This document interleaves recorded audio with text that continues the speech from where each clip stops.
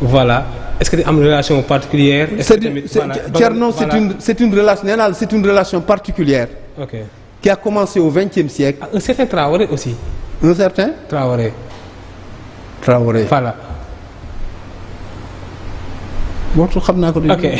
Mais Tcherno, c'est une histoire qui a commencé au XXe siècle. Quand les lycées ne foisonnaient pas et les collèges. Et qu'en fait, il arrivait fréquemment que nit jóge Tamba ñu affecté que Saint-Louis. Mu nekk fa ba 6e. Mais en ce moment-là, les lycées étaient normaux, les écoles très normales, parce que dafa amoon sax internat ak réfectoire. Tey jii yooyu yëpp amul. Pour dire simplement que l'histoire est un éternel recommencement. Dans cette question-là de l'école, de l'éducation, Guirassy a du pain sur la planche, il faut qu'il fasse revenir toutes ces choses-là. Ça contribue de l'excellence, ça contribue effectivement à dalal xel ak xol ak xalaatu xale yi pour ñu mën a jàng net dans des conditions idoines. Ki ma doon indi tey jii dama ko doon expliquer di ko wax ni période ba ñu nekkee ñun lycée mësuñu jënd cahier ak livre. On nous en fournissait et à foison. Loolu dañ daan mujj sax di ko jaay. Thierno peut te raconter ça. Effectivement. Pour dire simplement que mon histoire avec Thierno a commencé au XXe siècle. Elle se poursuit au 3e millénaire. Et c'est jusqu'au dernier matin du monde. Musuma nangu def dugg ci parti. J'ai essayé à cause de Thierno, pour ne pas dire grâce à Thierno, d'être militant. Parce que comme j'ai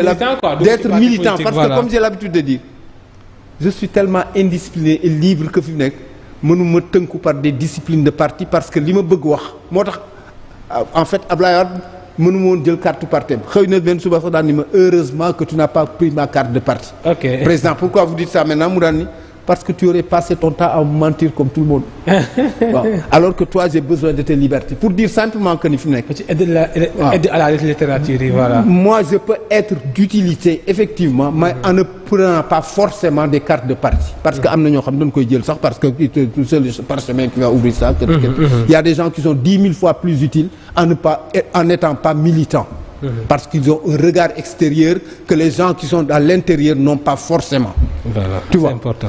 Thierno moo ma dugal ci CDP def naa ñaari weer laa fa def bàyyi. CDP garab gi ak Ibader parce que aussi c'était un conglomérat pour ne pas dire un rassemblement d'intellectuels yoo xam ne ils étaient des modèles à leur domaine respectif. C'était des enseignants, Mame Moussa Diagne, Ibader Thiam, Ibrahima Fall de Bambey, etc. Il y en avait à foison et à la limite ñooñu taxoon na effectivement mu dugg daan je vais essayer. Mais dangaa dugg xanaa yàggoo fa. dama fa dugg xëy benn suba daal démissionné bind lettre Ibader refusé mu démissionné mais ma jox lettre bi Pape Alé qui faisait la revue de presse à Sud. Ça fait très longtemps. waaw Pape Alé dafa ma gën a découragé sax parce que fi mu nekk dafa exagéré ci annonce bi en disant que asalaamaaleykum intellectuel écrivain bi nga xam moo yoroon communication Ibader Thiam nee na ko fa ñukk dem yoonam. Voilà. Il y a eu des moments merveilleux, mais ça n'a pas d'éteint sur ma relation avec Thierno parce que c'est pas la politique qui nous a rassemblés. Et c'est pas à la limite la trajectoire de vie qui va nous séparer. Certainement fi mu nekk. Yàlla na yéex ba watul dee moo ñuy séparer. On sait jamais quand même, voilà quoi. Il y a une perspective aussi. Ouais, mais on n'a que des perspectives de toute façon. Thierno, je suis et je serai de tous ces combats. Xanaa moo yëgul. Sama xarit la sama waay la. C'est-à-dire que c'est aussi simple que ça. Te kooku nit mënu ko dindi. Parce que aussi je suis un homme de fidélité et que je crois à cela.